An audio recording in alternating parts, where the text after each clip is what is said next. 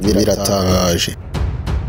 Wibaza byinshi ku iremwa ry'isi, kuri kamere y'ibiyiriho, amateka, ubumenyi bw'isi, ubuzima ndetse n'ibinyabutabire. Ibyo nabyo biratangaje.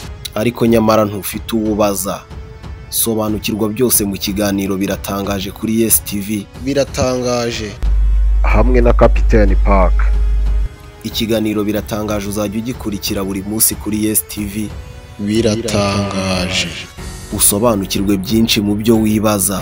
Ukurikirana inkuru zidasanzwe zagiye zinyuraho hirya no hino ku isi, ndetse unasobanukirwe n'ibyo wibaza mu mateka, ubumenyi bw'isi, ibinyabuzima, ubutabire ndetse n'ubugenge. Byose ni mu kiganiro Biratangaje hamwe na Kapiteni Park.